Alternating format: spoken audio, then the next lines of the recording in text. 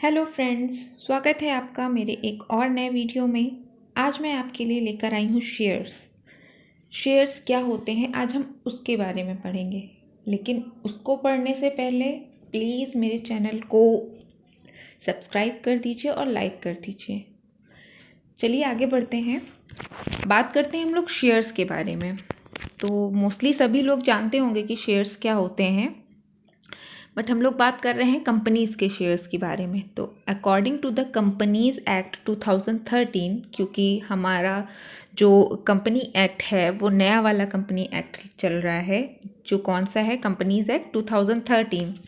तो companies act 2013 के section 2 subsection 84 के अकॉर्डिंग जो शेयर्स का मतलब है वो क्या होता है। Shares means a share in the share capital. Share means का मतलब होता है शेयर कैपिटल का एक भाग, एक हिस्सा ऑफ अ कंपनी, किसी कंपनी के। एंड इंक्लूड्स स्टॉक, और क्या वो इंक्लूड करता है, स्टॉक जो भी होता है वो इंक्लूड करता है। It represents the interest of a share holder in the company measured for the purpose of liability and dividend. ये जो शेयर्स होते हैं ये क्या रिप्रेजेंट करते हैं, जो भी शेयर्स होल्डर्स हैं, जिन्होंने भी ये शेयर्स परचेज कर रखे हैं, ये शेयर्स इशू करा रखे हैं, उनका इन कंपनी की लायबिलिटी और डिविडेंड में कितना इंटरेस्ट है, कितना हिस्सा है, कितनी हिस्सेदारी है, ये रिप्रेजेंट करते हैं। ये थी कंपनीज एक्ट के अकॉर्डिंग शेयर्स की डेफिनेशन। अब बात करते हैं हम लोग टाइप्स ऑफ शेयर्स कितने होते हैं, कितने तरह के शेयर्स होते हैं। तो टाइप्स ऑफ शेयर्स की अगर बात की जाए तो टाइप्स ऑफ शेयर्स जो है सिर्फ दो तरह के होते हैं। एक होता है आपका इक्विटी शेयर्स और दूसरा होता है आपका प्रेफरेंस शेयर्स। तो सबसे पहले हम लोग अगर इक्विटी शेयर्स की बात करें तो इक्विटी शेयर्स जो होते हैं, इक्विटी शेयर्स कंपनी के ओनर कहे जाते हैं। इक्विटी शेयर होल्डर्स जो भी होते हैं वो ओनर ऑफ द कंपनी बोले जाते हैं। इनको जो डिविडेंड मिलता है वो फिक्स्ड रेट से नहीं मिलता है, ठीक है, इनका डिविडेंड फिक्स्ड रेट से नहीं मिलता है। इनको जो डिविडेंड मिलेगा वो प्रेफरेंस शेयर होल्डर्स को डिविडेंड मिलने के बाद में मिलेगा, जो भी बचेगा उससे मिलेगा। तो इनका जो भी रेट होता है डिविडेंड का वो फिक्स्ड नहीं होता है।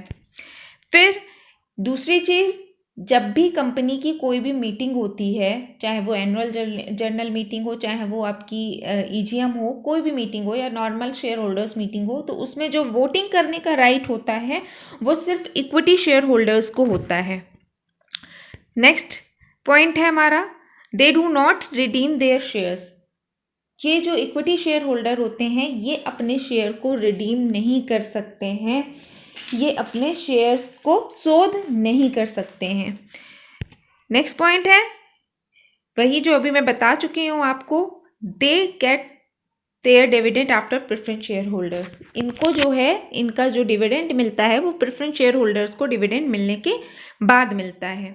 ये थे कुछ की पॉइंट्स हमारे इक्विटी शेयर्स होल्डर्स के रिकॉर्डिंग या इक्विटी शेयर्स के।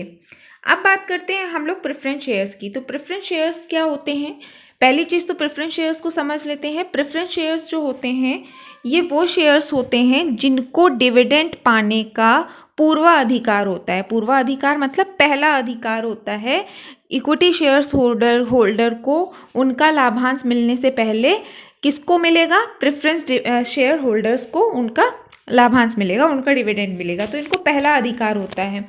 दूसरा, कुछ इनके काइंड होते हैं, कुछ kinds of preference shares holder होते हैं, उनके अकॉर्डिंग हम इनके बारे में पढ़ते हैं। तो अब बात करते हैं हम लोग काइंड्स ऑफ प्रेफरेंस शेयर्स की। तो काइंड्स ऑफ प्रेफरेंस शेयर्स कैसे होते हैं, सबसे पहला जो काइंड्स ऑफ प्रेफरेंस शेयर होता है वो होता है हमारा cumulative preference share. Cumulative preference shares कौन से होते हैं, ये वो प्रेफरेंस शेयर्स होते हैं जिनको जो है जो डिविडेंड मिलता है वो कम्युलेट होता रहता है। जैसे कि कभी किसी भी वर्ष में, किसी भी ईयर में अगर प्रॉफिट कम हुआ है कंपनी को, और क्योंकि जो प्रेफरेंस शेयर्स होते हैं इनको एक फिक्स्ड रेट से डिविडेंड प्रोवाइड कराया जाता है, और इनको जो भी रेट से डिविडेंड प्रोवाइड कराया जाता है वो पूरा डिविडेंड नहीं मिलता है, थोड़ा बहुत बच जाता है।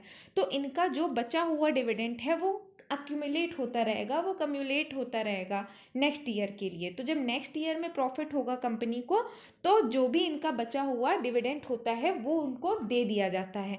ये होते हैं कम्युलेटिव प्रेफरेंस शेयर्स, मतलब जो भी बचा हुआ इनका डिविडेंड होगा वो नेक्स्ट ईयर या उसके नेक्स्ट ईयर इनको मिल जाएगा। जो भी कम्युलेट होता रहेगा वो कम्युलेट होता रहता है। अब नॉन कम्युलेटिव प्रेफरेंस शेयर्स कौन से होते हैं? नॉन कम्युलेटिव प्रेफरेंस शेयर्स वो प्रेफरेंस शेयर्स होते हैं जिनका जो बचा हुआ डिविडेंड होता है वो नहीं मिलता है अगले वर्ष, नेक्स्ट ईयर उनको नहीं दिया जाता है। मतलब अगर कोई भी मान लो 10% के हिसाब से उनको मिल रहा है प्रेफरेंस जो भी डिविडेंड है, और उसमें से जो हमारे इस साल का प्रॉफिट हुआ उसमें से इनका हिस्सा सिर्फ इनको 8% मिल पाया, जो 2% बचा हुआ है वो नॉन कम्युलेटिव प्रेफरेंस शेयर्स के केस में उनको नहीं मिलेगा, फिर बाद में नेक्स्ट ईयर भी नहीं दिया जाएगा। अब बात करते हैं हम लोग पार्टिसिपेटिंग प्रेफरेंस शेयर्स की। पार्टिसिपेटिंग प्रेफरेंस शेयर्स क्या होते हैं? पहले हम लोग ये जानते हैं कि जो प्रेफरेंस शेयर्स हैं इनको जो डिविडेंड मिलता है, ये डिविडेंड इनको सबसे पहले दिया जाता है, उसके बाद में ही इक्विटी जो भी बचता है उसमें से इक्विटी शेयर्स का हिस्सा उनको दिया जाता है।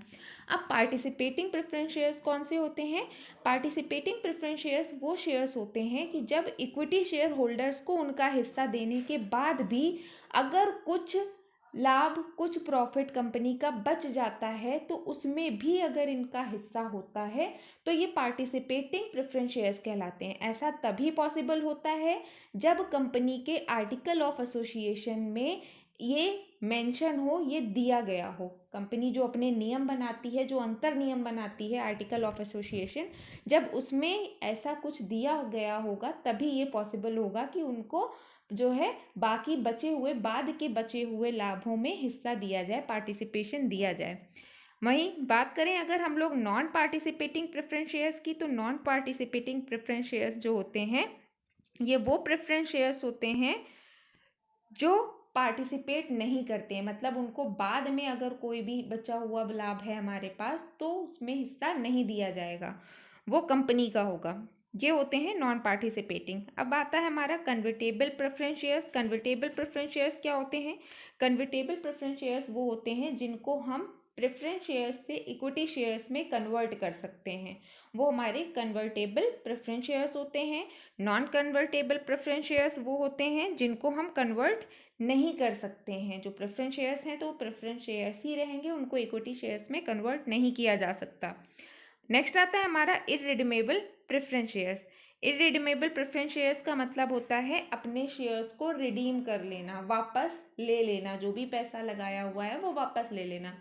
तो इररिडीमेबल प्रेफरेंस शेयर्स का मतलब होता है ऐसे शेयर्स जो कंपनी के लाइफ टाइम में कभी भी रिडीम नहीं किए जा सकते हैं। मतलब जो भी शेयर्स होल्डर ने उसमें पैसा लगाया है वो कंपनी जब तक चलेगी तब तक वो वापस नहीं ले सकता, वो उसको पैसा तभी मिलेगा जब कंपनी बंद हो जाएगी, कंपनी वाइंड अप होगी, उसके बाद ही मिलेगा। ये होते हैं इररिडीमेबल प्रेफरेंस शेयर्स। अब आते हैं हम लोग रिडीमेबल प्रेफरेंस शेयर्स पे।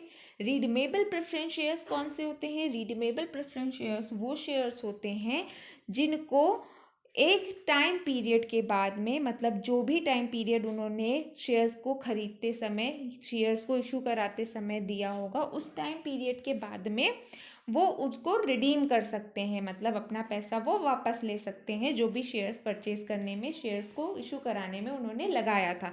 ये होते हैं हमारे रिडीमेबल प्रेफरेंस शेयर्स।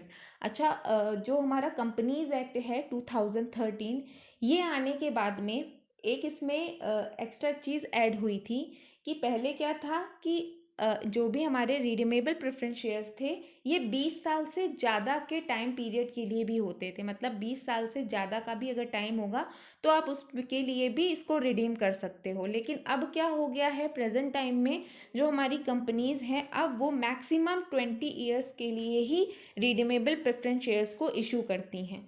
ठीक है, तो ये एक छोटा सा इसमें अमेंडमेंट हुआ है। ये था हमारा शेयर्स के बारे में कि शेयर्स के टाइप्स क्या होते हैं और शेयर्स होता क्या है।